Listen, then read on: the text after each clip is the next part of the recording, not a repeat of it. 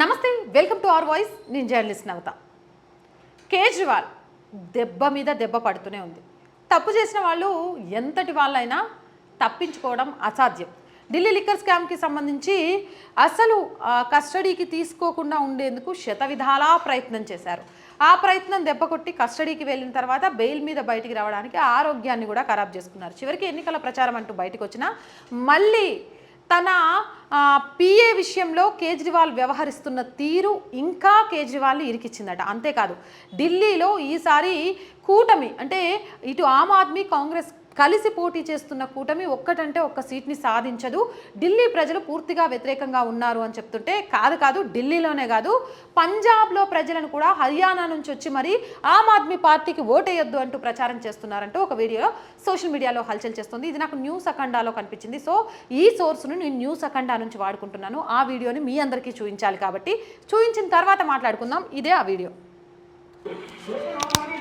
आपसे ये है कि आम आदमी पार्टी को गलती से वोट मत डालना।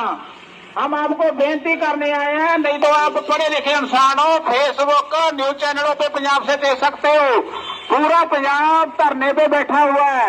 पंजाब का किसान, पंजाब का मजदूर, पंजाब का जवान, और जिस वादे से इनने आम आदमी पार्टी ने पंजाब से वोट ली थी कि हम नशा मुक्त कर देंगे पंजाब को, नशा पहले से पंजाब में दुगना का तिगना हो गया है। हम आपसे बेनती ये करना चाहते हैं, बहुत हमारे पंजाब में भी इनने बहुत झूठे वादे कर हमारे से वोट ले ली पंजाब से। हमने तो गलती कर ली है, लेकिन आप भाइयों को हम बेनती करने के लिए आए हैं कि पंजाब में आम आदमी రైట్. మొత్తానికైతే చూసారు కదా, బండెనక బండి గట్టి 16 బండ్లు గట్టి ఈ బండిలో పోతావు కొడుకో ఎమ్మెల్యే సర్కారోడా. ఒకప్పుడు ఎన్నికల ప్రచారానికో ప్రభుత్వాన్ని నిలదీయడానికో బండెనక బండి కడితే ఈసారి కారు వెనక కారు కట్టింది. ఎందుకో తెలుసా? ఆమ్ ఆద్మీ పార్టీకి ఓటర్ మహాశైలారా, అక్కలు, చెల్లెళ్ళు, అన్నలు, తమ్ముళ్ళు, చదువుకున్నోళ్ళు, మీడియా మిత్రులు, వ్యాపారవేత్తలు, దయచేసి ఆమ్ ఆద్మీ పార్టీకి ఓటేయకండి. ఇదే ప్రతిపక్షమో చెప్తోందో, బీజేపీ చెప్తోందో, ఇంకొకళ్ళు చెప్తోందో కాదు. హర్యానా ప్రజలు పంజాబ్కి వచ్చి మరీ ఆమ్ ఆద్మీ పార్టీకి ఓటేయొద్దు అంటూ ప్రచారం చేస్తున్నారు అంటే ఈరోజు కేజ్రీవాల్ ఖేల్ ఖతం దుకాన్ బంద్ అనే విషయం చాలా క్లియర్గా అర్థమవుతుంది. ఏ చీపిరి కట్టతో అవినీతిని తుడిచేస్తా అని చెప్పి రాజకీయ ప్రస్థానాన్ని మొదలుపెట్టాడో తాను చేసిన అవినీతే ఈరోజు అదే చీపిరి కట్టతో తన ప్రస్తావాన్ని రాజకీయ చరిత్రలో నుంచి తుడిచేయబోతుంది అంటూ కూడా ఈ వార్త చూస్తే చాలా క్లియర్గా అర్థమై ఉండాలి. దీంతో పాటు ఇంకో విషయం కూడా చెప్తాను. ఢిల్లీ ముఖ్యమంత్రి అరవింద్ కేజ్రీవాల్కు మరో ఎదురు దెబ్బ తగిలింది.